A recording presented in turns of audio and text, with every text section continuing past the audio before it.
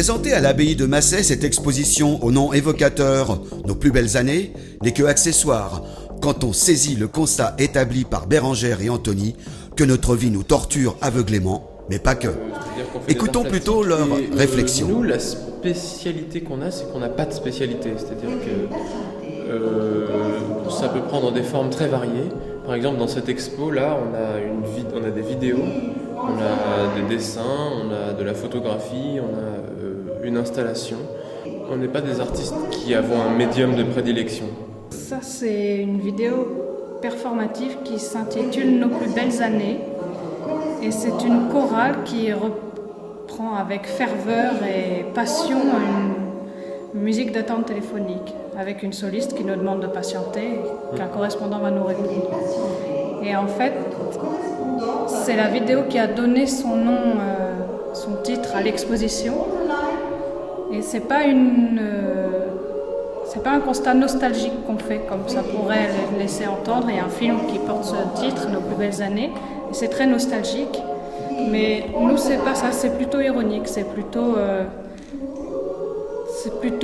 faire une belle place au temps qu'on peut considérer comme perdu, d'habitude. Comme écouter une musique d'attente téléphonique, feuilleter un catalogue Ikea.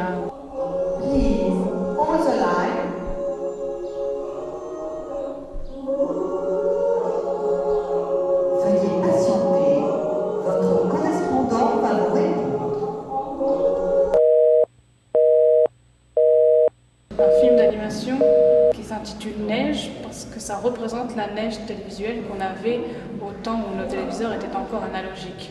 J'ai dessiné très soigneusement des petits carrés pendant 15 jours non-stop pour avoir suffisamment de carrés différents et les animer et faire un dessin animé. Voilà, donc j'ai passé 15 jours à faire du rien. C'est une sorte d'ode au néant, une vanité un peu absurde. Dans notre exposition, on présente plusieurs choses assez différentes.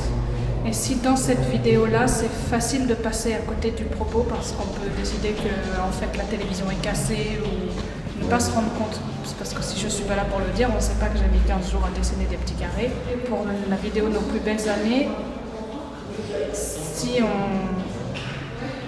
ne pense pas qu'on puisse passer à côté de la grandiosité de la musique interprétée par la chorale et surtout de l'agacement très intense que ça peut provoquer et qui est tout à fait volontaire. Dopés par tout ce qui les entoure au quotidien, ces deux jeunes artistes à l'imagination exponentielle, dont l'humour au pH inférieur à 7 est fortement irritant et ô combien pertinent.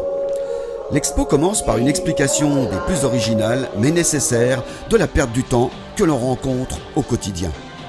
Ces deux jeunes plasticiens revisitent d'une manière singulière un certain catalogue qui, d'après Bérengère, serait le plus lu après la Bible dans le monde. Là, on est dans une installation qui s'intitule Ikea Families et qui est constituée de photos issues des catalogues Ikea depuis 2000 jusqu'à 2013. En fait, un jour, lorsqu'on feuilletait un catalogue Ikea, comme ça arrive souvent à n'importe qui, on s'est dit que tous ces gens qui y figuraient étaient peut-être aussi sur d'autres années et que peut-être on pourrait s'amuser à les retrouver, à les tracer. Et donc c'est ce qu'on a fait. On a épluché tous les catalogues Ikea depuis 2000 jusqu'à 2013, répertorié tous les gens, on les a classés, on les a rapprochés pour retrouver effectivement des familles qu'on voit grandir au fur et à mesure des années. Alors Anthony, ça représente combien de catalogues, là, tout ce que vous avez vu ? C'est 14 catalogues, c'est des centaines de personnages qu'on a classifiés dans un document comme ça, et puis on les a comparés entre eux. Et comme dit Bérengère, on a recréé un peu leur histoire, on les a retrouvés d'une année sur l'autre.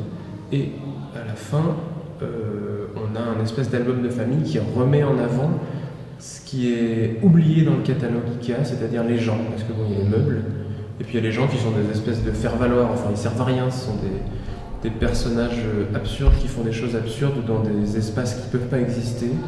Ils boivent un jus d'orange dans leur salle de bain, ils ont 5 canapés dans leur salon, c'est pas un problème.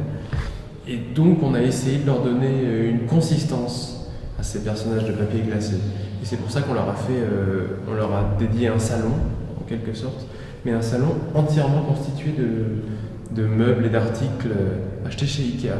Et ce sont des photos vraiment découpées dans le catalogue. D'accord, ouais. Donc on voit encore les prix, les indications, les numéros. Il y en a même qui sont en francs parce qu'on a commencé avec le catalogue de 2000. Et c'est fait pour ressembler à des photos naturelles, mais en fait il n'y a rien de naturel dans ces photos. C'est pour ça que c'est un peu étrange de les retrouver ici dans une mise en scène d'intérieur. C'est assez drôle parce qu'on voit là par exemple il y a une famille qu'on retrouve sur 4 années différentes et c'est les mêmes personnages, on les retrouve vraiment. Ils font chaque fois des actions très naturelles comme s'ils étaient dans leur salon, sauf que ça se déroule sur 4 ans et ils ont 4 salons très très installés mais toujours complètement différents. Donc ils déménagent beaucoup ces gens. Quant à Anthony, lui, nous éveille sur des choses qui quelquefois passent inaperçues, comme par exemple un générique de film. C'est une vidéo que j'ai réalisée en 2007.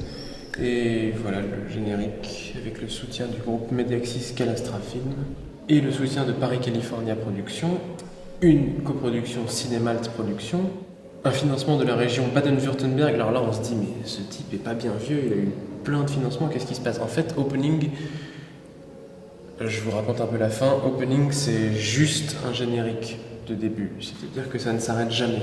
Il y a des noms d'acteurs qui n'existent pas et des boîtes de production fantoches dont j'ai inventé les logos qui se succèdent comme ça, comme au début d'un film, mais le film ne commence jamais.